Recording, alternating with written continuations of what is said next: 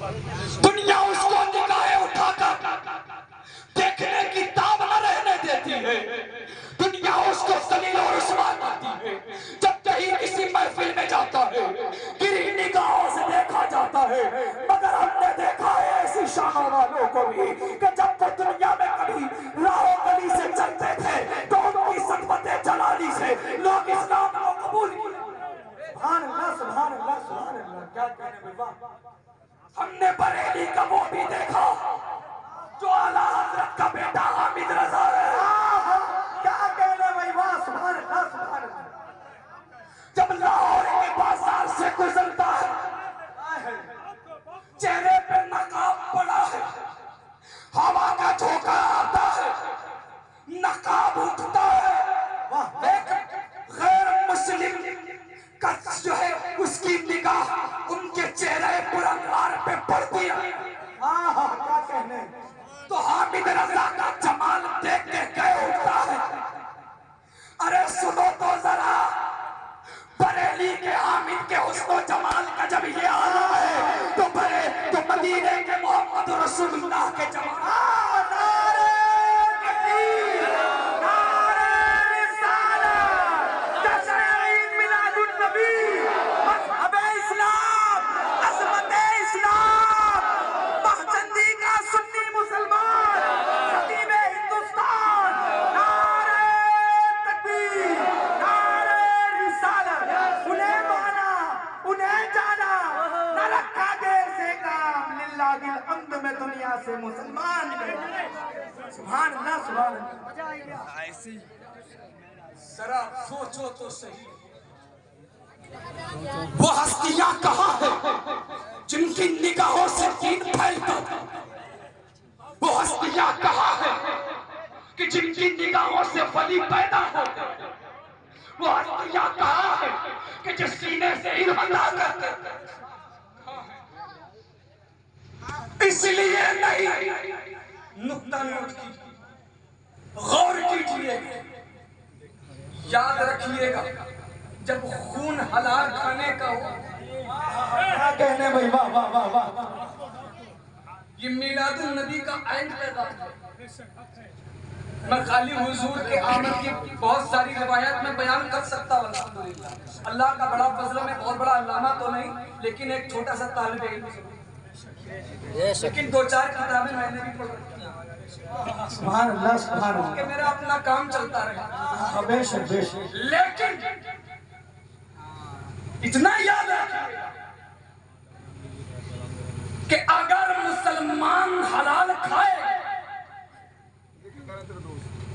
مائیں حلال کھائیں، حرام سے بچو گے، آج بھی قاسم پیدا ہوں گے، بے شک بے شک، سبحان اللہ سبحان اللہ۔ صلاح الدین ایوبی پیدا ہوں گے، خالد ابن ولید پیدا ہوں گے، اور کوئی غلام غوث اعظم بھی پیدا ہوں گے۔ سبحان اللہ سبحان اللہ، بے شک۔ آپ دیکھیں تو سر، غوث اعظم، بڑے پیر، دستگیر، جن کے نام پہ ہزاروں دیگے بنوا کے ہم پک کر جاتے ہیں، جن کے نام پر لنگر گلی گلی کوچے کوچا ہوتا ہے، مجھے بتاؤ تو صحیح، اگر میں نیاز کے خلاف ہوں تو اٹھا کے نیچے پٹک دوں۔ نیاز 1000 دیگ چڑھا کے 50 دیگ چڑھا کے آپ نے کیا کر لیا؟ مجھے بتاؤ تو صحیح۔ لوگ آئے، کھایا پیا، چلے، یہی دین تھا؟ مجھے بتا تو صحیح، تو اپنی نگاہ سے دیکھتا ہے کتنے جنازے تو اپنے کاندھوں پہ اٹھاتا، اور یاد رکھ جو کل موجود تھے آج نہیں ہے، تیرے دادا کبھی موجود ہوا کرتے تھے اب نہیں، تیرے پردادا ہوا کرتے تھے مگر اب نہیں، تیرے لکڑ دادا ہوا کرتے تھے مگر اب نہیں، آخر بتا تو صحیح آخر سب گئے کہاں؟ اور جانا تجھے بھی ہے آج نہیں تو کل سے، یعنی کہ جو آیا ہے اسے جانا ہے،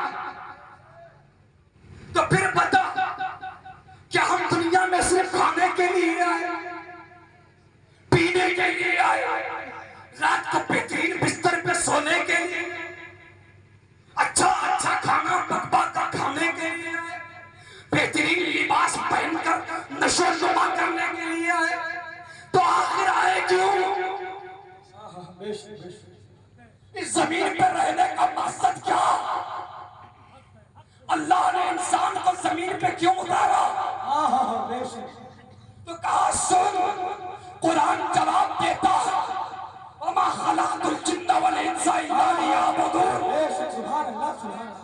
हमने इंसान और जिन्नात को अपनी इबादत के लिए पैदा किया।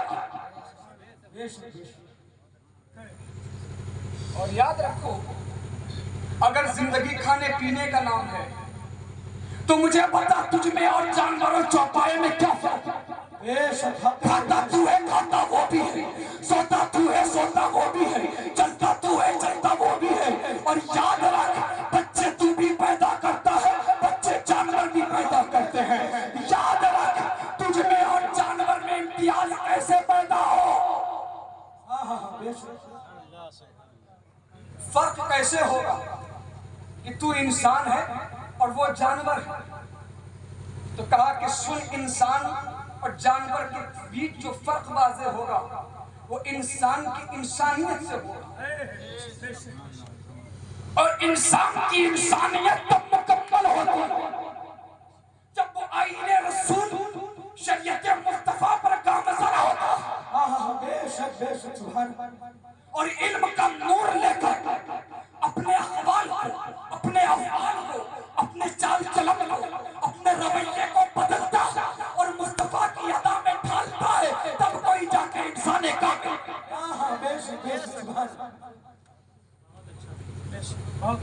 मगर आज हमारा रवैया क्या है? मेरे नौजवानों, मिलादुन नबी मनाने वालों, और मरहबा मरहबा या रसूल अल्लाह की सदा लगाने वालों, इनसे कहो या रसूल अल्लाह का नारा लगाना आसान है, बहुत आसान है। चटाक भर की जबान हिलाओ, या रसूल अल्लाह कह दो, मगर रसूल के फरमान पे अमल करना बहुत मुश्किल। ये मस्जिद है पीछे, अल्लाह का घर है, ये मस्जिदें हैं रसूलुल्लाह के नाम की बदौलत ही। मगर रसूलुल्लाह का नाम लेने वाले, जरा बता तो सही, तेरे सिजदों से कब आबाद होगी मस्जिद? और तुम खुद को पहचानते नहीं हो।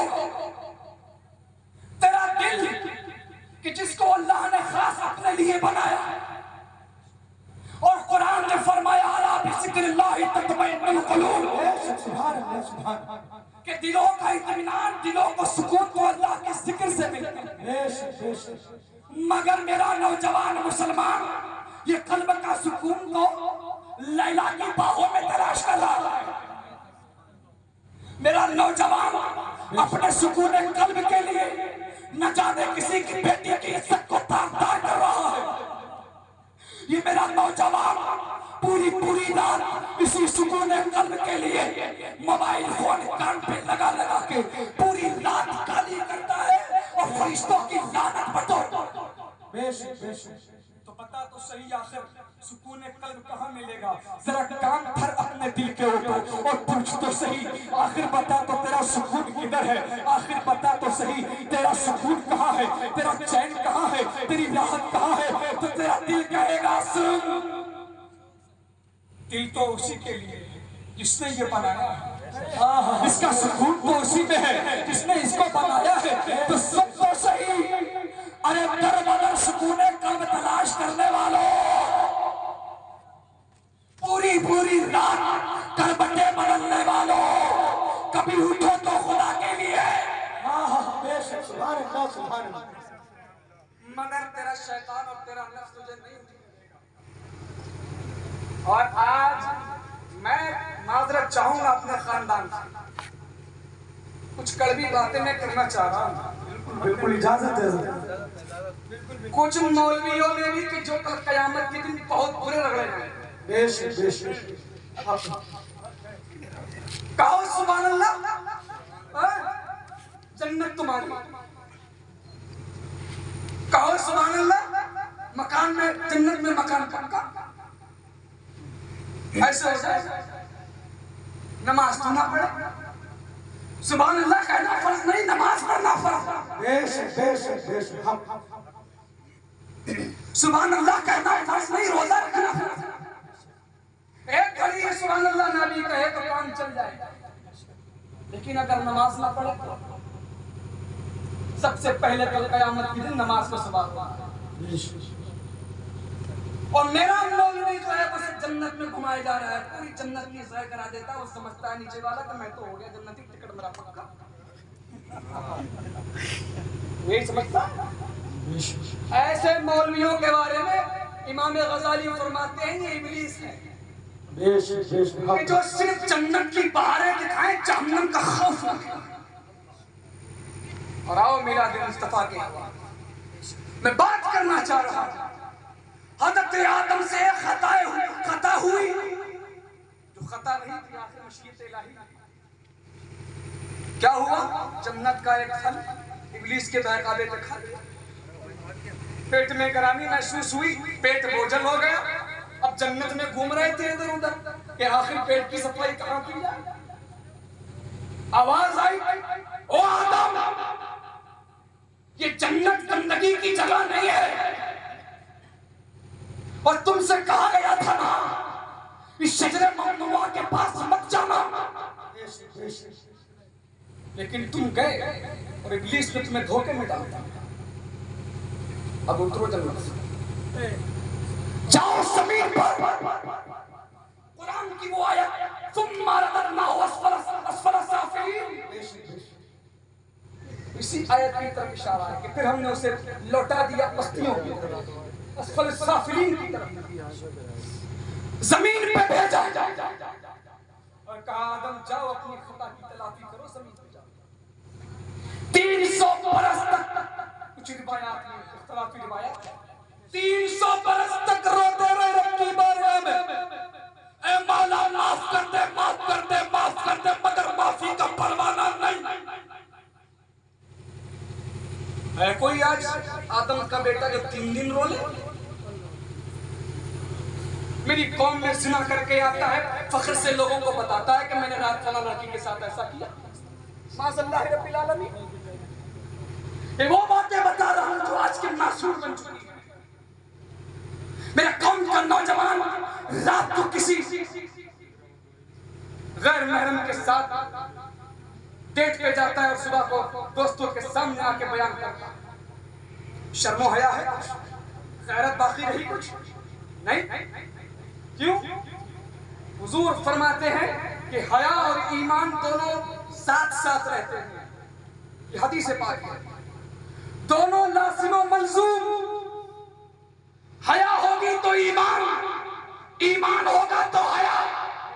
مصطفیٰ فرماتے ہیں دونوں میں سے ایک رخصت ہو جائے تو دوسرا خود، ایمان چلا جائے تو حیا، اور حیا چلی جائے تو ایمان چلا جائے۔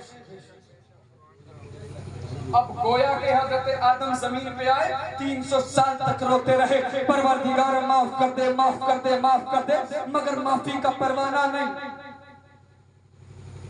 300 برس کے بعد جب یاد آیا کہ اللہ کے کسی قریبی اور محبوب سے کا وسیلہ دے کے مانگا جائے، سبحان اللہ، سبحان اللہ، تو سوچنے لگے آخر رب کا محبوب کون ہوگا، ایسا کون ہوگا جس کے وسیلے سے دعا قبول ہو۔ تو یاد آیا کہ عرش کے کنگروں پہ کچھ نام لکھے تھے، ایک تو نام اللہ کا تھا، دوسرا نام محمد رسول اللہ۔ پھر سوچا کہ درخت کے جنتی درختوں کے پتوں پر اللہ کے نام کے ساتھ ایک نام محمد بھی تھا۔ تو یقینی بات یہ ہے کہ جس کو اللہ نے اپنے سے جدا نہ رکھا تو یقیناً وہ کوئی اللہ کا بڑا محبوب ہوگا، اللہ کا بڑا پیارا ہوگا، اللہ کا بڑا لاڈلا ہوگا۔ پھر آگے کہنے لگے اے پروردگار عالم، میں تیری بارگاہ میں اس مقدس نام کی بدولت اس کے طفیل دعا کرتا ہوں کہ جس کو تو نے اپنے نام کے ساتھ رکھا ہے، جس کو تو نے جدا نہ کیا، یعنی میں محمد نام کے صدقے دعا کرتا ہوں اے پروردگار میری توبہ قبول فرما۔ آخر میں آواز آتی ہے اے آدم سن، اس نام کی برکت سے تیری توبہ کو ہم نے قبول۔